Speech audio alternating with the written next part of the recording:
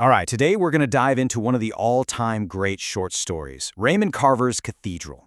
And really it all boils down to this one simple but huge idea.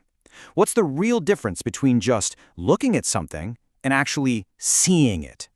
So, get this. This is the very last line of the story. The narrator says, "I didn't feel like I was inside anything." I mean, wow. It's got to be one of the most powerful and haunting endings out there. But what on earth does that mean? Not feeling like you're inside anything? It's so strange, right? Almost like he's floating or having some kind of out-of-body experience. And here's the crazy part, the kicker. He has this massive, life-changing revelation, while his eyes are squeezed shut. I mean, he can't see a thing. He's just sitting in his living room holding a pen while a blind man guides his hand. Talk about a paradox, right? The whole situation is just mind-bending. So yeah, this whole experience just throws this huge question right in our faces. What does it truly mean to see? Is it just about optics? About what our eyeballs do? Or is there something more to it? Something deeper? And you know what? To even begin to unpack that incredible last line, we've got to go right back to the start. Okay, so let's meet our main character. First thing you need to know, he doesn't even have a name. That's because he's basically defined by his limitations. He's cynical, he's detached. Honestly, he's just this guy living in a tiny little emotional box that he built all by himself. And Carver just lays this perfect irony on us right from the get-go. Our narrator, he can see just fine, perfect vision. But emotionally, spiritually, totally blind. He just can't see the meaning in anything. And then you have Robert, the man who is literally blind, but has this incredible insight, this deep understanding of people and the world. And believe me, this isn't subtle. The narrator's blindness is on full display. He completely writes off his wife's poetry, that thing she's pouring her soul into. He'd rather just zone out in front of the TV than actually talk to her. He's even jealous of her friendship with Robert, this deep bond they have. And yeah, he's always got a drink in his hand, basically using it as a shield to keep people out. So you've got this guy in his little miserable bubble, and into this bubble comes a wrecking ball. His name is Robert. He's his wife's old friend, he's blind, and he's coming to stay for the night. And our narrator's brain, it's just overflowing with all these cheap, dumb stereotypes he's picked up about what a blind person is supposed to be. He actually admits it. He says his whole idea of blind people comes from watching movies. That they move slowly, they never laugh, they're always sad. He's expecting this pitiful character to show up. But then Robert walks in the door and just, boom, shatters every single one of those ideas. This guy is alive. He's got a huge laugh, he tells jokes, he smokes, he drinks. He's lived a full life, And this one line from the narrator just says it all. When he sees Robert has a beard, he thinks, a beard on a blind man? Too much.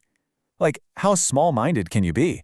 The idea that a blind man would have a beard just doesn't compute in his tiny little worldview. So that first moment when he actually sees Robert, it's huge. It's not just a meeting, it's a confrontation with his own ignorance. His whole house of cards, all those stupid stereotypes, it just starts to crumble. For the first time, he's forced to see an actual person, not the disability he had in his head. And that's it, the first little crack in that big wall he's built around himself. So where do we go from here? Well, this is where the story gets really beautiful, because in this amazing twist, Robert, the guest, the blind man, he actually becomes a guide. He starts to lead our narrator, the guy who's completely lost inside his own home, and show him there's a different way to connect with the world. Just look at how they connect with people. For our narrator, it's the TV. It's totally passive, impersonal, it's a wall. But his wife and Robert, for a decade, they've been mailing audio tapes to each other. I mean, think about that for a second. That's active. That's intimate. You have to be vulnerable to do that. It's a real, deep connection, not just noise filling a room. And that brings us to the key word of the whole story, insight. Robert is overflowing with it. It's this ability to just get it, to understand things on a level that has nothing to do with physical sight. It's a gut-level understanding, and it's the one thing our narrator has absolutely none of. Okay, so this is all building to the famous climax of the story. Picture this. The wife's asleep, it's late, and it's just the narrator and Robert hanging out. They're watching TV, and it's some super dry documentary about medieval cathedrals. Sounds boring, right? But this right here is where everything changes. Robert, who's never seen a cathedral, asks the narrator to describe what's on the screen. And our narrator, he just can't. He's got the image right in front of his face, and he says, I can't describe it. Say my life depended on it? I'm just no good at it. The man with perfect vision is completely useless when it comes to communicating what he sees.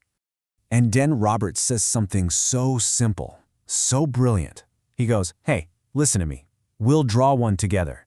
He just completely changed the game. It's not about talking anymore. It's about doing. It's about creating something together. And this is the turning point. This is everything. The narrator we met at the beginning of this story? No way. He would have laughed, called it a dumb idea, and grabbed the remote.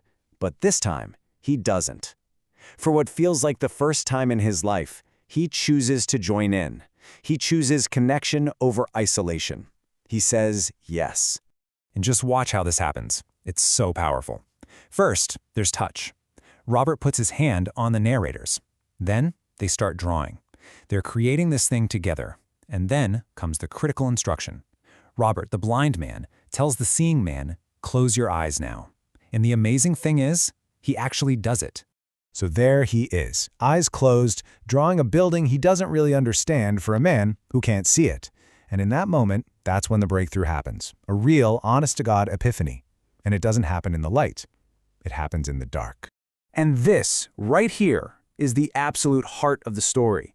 For him to finally truly connect with another human being, to feel something real, he had to give up the one sense he relied on most. He had to stop just looking with his eyes and start feeling. He literally traded his sight for insight. And that brings us right back to that line from the beginning. Now it makes sense, doesn't it? He doesn't feel like he's inside anything because for the first time, he's broken out. The walls he built around himself, the cynicism, the judgment, the isolation, they're just gone.